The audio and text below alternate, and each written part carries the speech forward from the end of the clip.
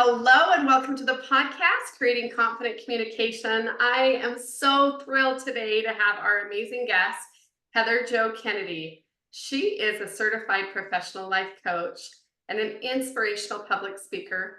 She likes to call herself a mama bear of 4 kids, and she's been married to her husband for 22 years, and she has an incredible message and story that she wants to teach us about today. And we're so glad you're here with us. This is amazing. How are you? Hi, that's good to be here. I'm Oh, good. yeah. So let's jump right in. Let's talk about what got you in a space to want to be able to communicate with others, and tell us a little bit about your story.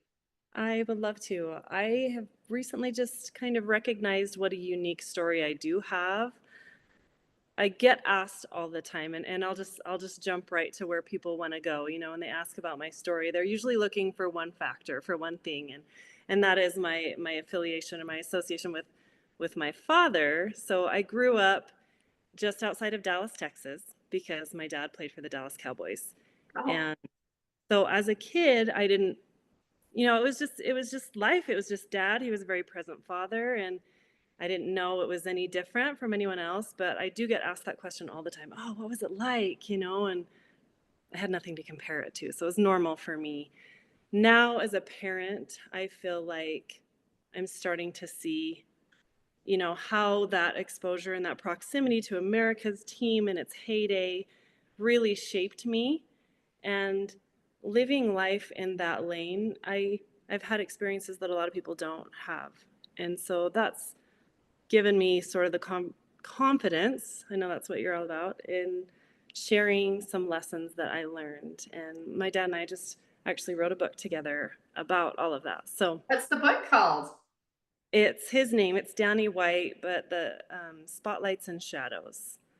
So Wow. it's just about, being in the spotlight and then me being in the shadow, and just the lessons that we've learned from that exposure. Well, tell me a little bit about what you said you did learn about confidence and being in the shadows. Will you share with that? Because I feel like there's a lot of us out there that are trying to figure out how to have more confidence, how to get out and share and communicate, and maybe not knowing if our messages are enough or where we're at. But I would love to hear a little bit on your perspective. Sure. I think when people are lacking in confidence about their communication, it's probably one of two factors. I think it could be just a fear of public, right? Like public speaking is the people would rather die than speak in public. So it could be that, but a lot of times I think it's just conviction of the message that they have. And that could be because they're not even sure who they are. I think people who are genuine and truly authentic are naturally going to have confidence in their communication. So for me, how my story is a little bit different is we were subject to public scrutiny all the time, right? Because my parents would just tell us, people are watching you, people are watching you, people are watching you, and it ingrained in me, oh, I have to be a certain way. And that made for a very inauthentic perception of myself, because I would just mold myself to what people wanted me to be. And I'm a people pleaser. Right. So that was even exacerbated, right? So I, I've had to peel that away as an adult and figure out, who the heck am I, and what is my message? Who do I really want to be outside of others' opinion of me? And so that's what's given me confidence is just tapping into who I am by nature, and revealing that. And who have you discovered you are through this process? Who is Heather? Oh, it's such a good question. Well, I've discovered that I am kind of a chameleon. It's interesting. I was talking. I have a daughter graduating. She's 18 years old, and we were talking about strong personalities and personalities that maybe aren't so strong. And I have 4 kids. I know you mentioned that. So my oldest and my younger, super strong personalities. They are who they are, and nobody's gonna change it. But then my daughter, who's graduating, she's more like me, and she can connect with pretty much anybody, and she can kind of mold herself to the environment. So that's one thing I've learned about myself, is that I'm really good at connecting. This is why I became a coach, is because I feel like I can connect to all different kinds of people, and I can see them where they are. And I think that's, all my life I've felt like it makes it hard for me to know who I am because of that.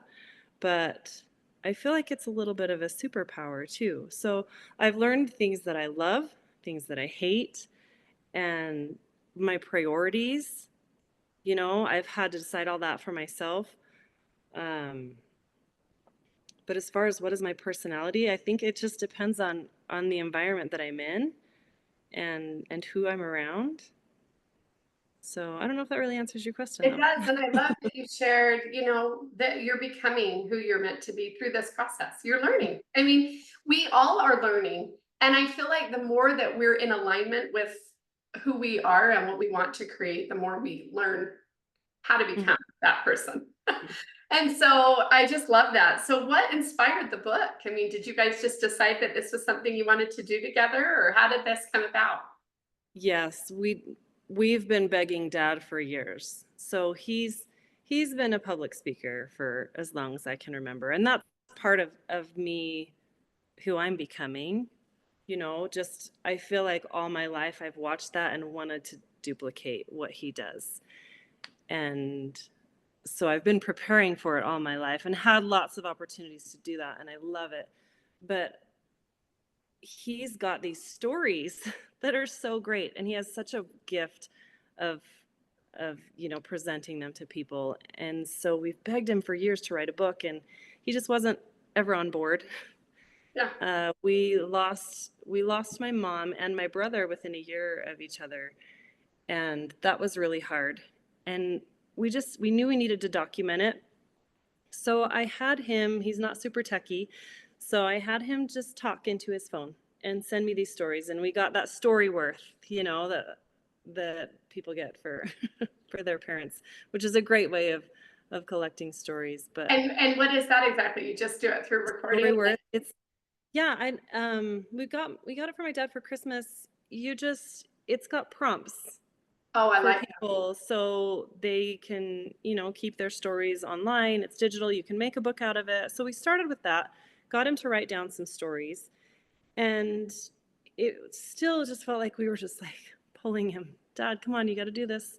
Write down your stuff. And then I don't even remember how it happened, but he was telling a story that I had a different perspective on. And so I wrote it down. I wrote down my perspective and some of the lessons that I learned from it. And as soon as he saw that, he was like, "No, this is what we've got to do." So the book isn't really his biography. that. Mhm. It's our biography, and it goes back and forth. So he'll tell a story, and then I'll tell a story, and then he'll tell a lesson that he learned, and then I'll tell a lesson that I learned. And it's really just back and forth. It's very much just family oriented, father daughter having a conversation. And I don't think he would have been on board had it been any other format. That's really when we finally got his buy in, was when I added my voice. Wow. Well, it just even kind of gives me chills because we think about our own children.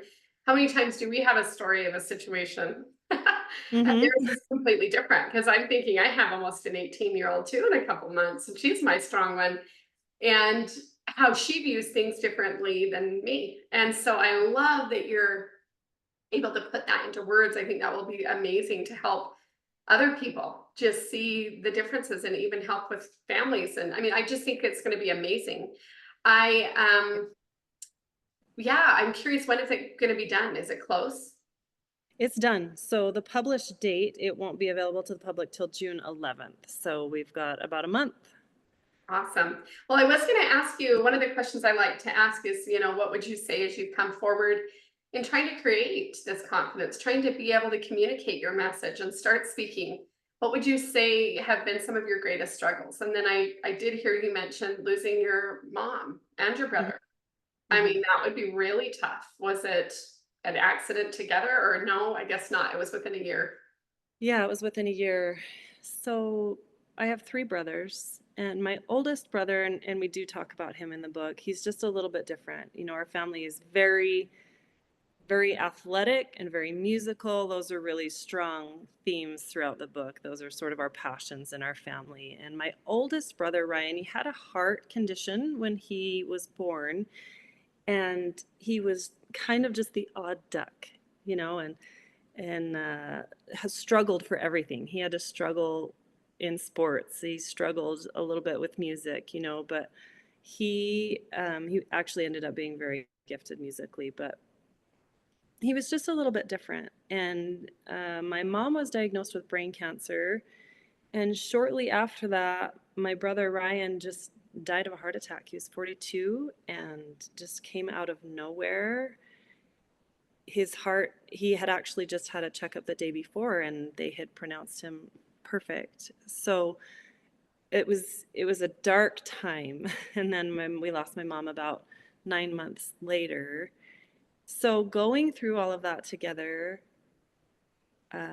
it strengthened us. I mean, it broke us, Right. right? But having to really wrap our arms around each other, it strengthened us and really shined the light on this book becoming a potential, because it clarified how much of that celebrity and all of the accolades and accomplishments that my dad had achieved were worth nothing in that moment when we needed a miracle. They meant Right. nothing, you know. I was just doing a podcast recording with someone, and he had just talked about, physical health, how health is wealth. And just recently, about the last month, 4 people that we know in their 40s have passed away. Oh And my. it has been so hard to watch. One was a heart attack. Um, another one took his life, but they're men in their 40s. And my heart is, because I'm in my 40s, my husband's in his 40s, and my husband's dad actually passed away from Lou Gehrig's disease when he was 47. And my husband just turned 47 in March, and it was just an emotional time, because you think 47 is really old when you're 20. It's not. And then you get to be 40 and you're like, oh, great. But, the thing I want to share with that is just thank you. Thank you for being open about the challenges and the struggles, because I want people to know we're real. Like, we're sharing on this podcast. Every one of us have gone through struggles. And what I love to say is, it can make us bitter or better. Mhm. And Yeah. I try to have things make me better. And, but it's been hard to watch. So I hear that about, and another person, same thing, died of a heart attack. My husband's really good friend, a couple of years younger than him.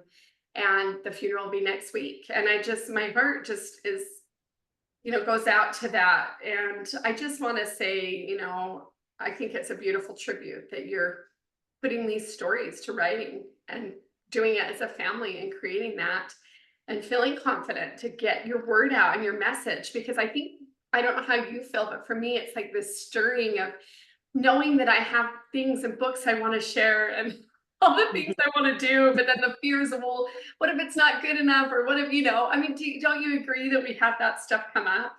Oh, for sure. It's really hard, especially, and I mentioned that growing up, just having this constant feeling of you have to be perfect, you have to be perfect, you have to be perfect. Because that's how a celebrity feels. They know that any little flaw, and it's so much worse now with social media and everyone has a smartphone. We didn't have that growing up, so I don't think it was quite as prevalent, but still it was ingrained in us to just really be aware of public perception. So I've had to break through a lot of that fear and worry and just say, you know what, this is our story, and we are who we are, and take it or leave it. But but Well, we I hope that it's accepted. Yes, and if anything, it will pass on to generations. I mean, yes, this will be a book that people will love to read, and that's the thing that I find interesting is I have several books that I have felt to write.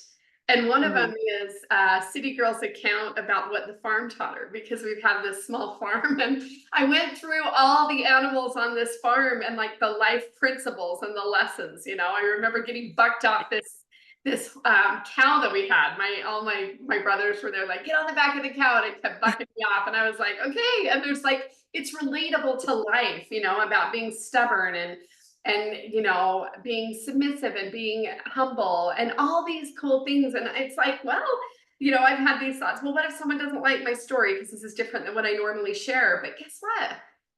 This can be for my kids, for family, for other generations. We never know who we're going to reach and touch or inspire to write their Mhm. own book, right?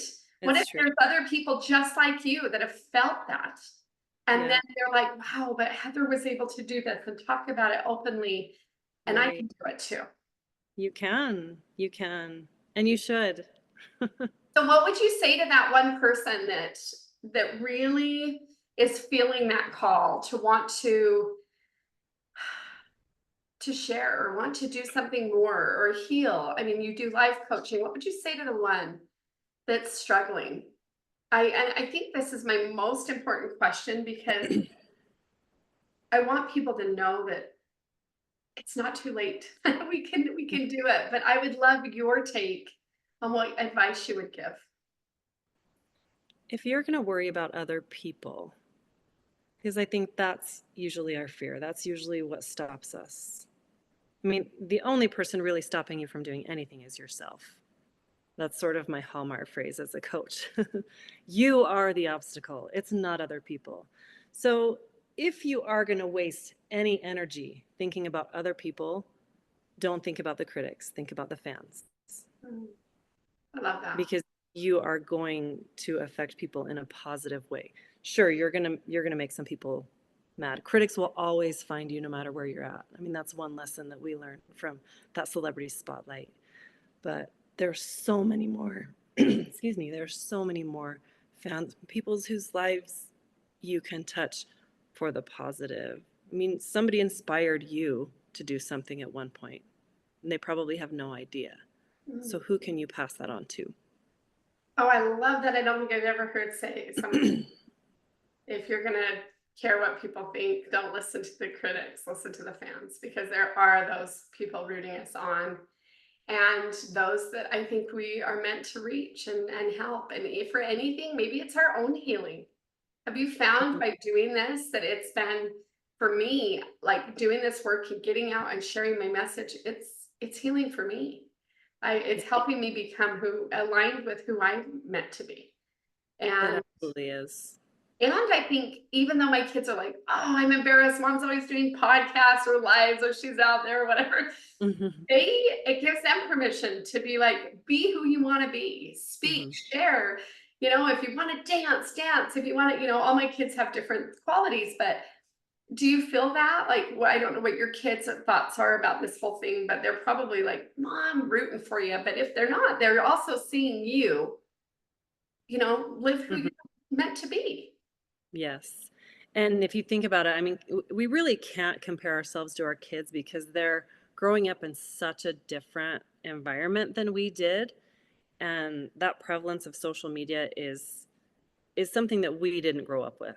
Right. So whether you want to put yourself out there or not, you just are. And they're constantly out there on social media. So it's a different world for them a little bit. And I think that us joining that and being able to, expose, just be vulnerable, Mhm. that teaches them that it's okay. And I think it will diminish their anxiety about those things a little bit. I know for me, losing my mom is the hardest thing I've ever gone through. She and I are as close as you could be. Mm. And so that process, my husband even said when I lost her, he's like, I lost part of my wife when I lost my mother in law because we were that close. Writing it down and being totally vulnerable about it, I can read it now and I still get those feelings. I read what I rewrote about her passing and that whole process. And now it liberates me. I'm not so tied to the grief anymore because I've been able to put it out there. And I hope that the more my kids read it and the more my husband reads it, that they'll be able to let go of that grief as well. Mm. And I believe that it does. As you're healing and doing that, that they will too. How long ago did she pass away? Did you say? It's been 7 years. Yeah. I lost my grandma in December, and that was so difficult. And even watching my mom just go through such a grief and depression months later, I mean, I couldn't imagine it was hard with my grandma, but I can't imagine a mother. And there's so many out there that have struggled with that, with death of a Hmm. loved one or a child.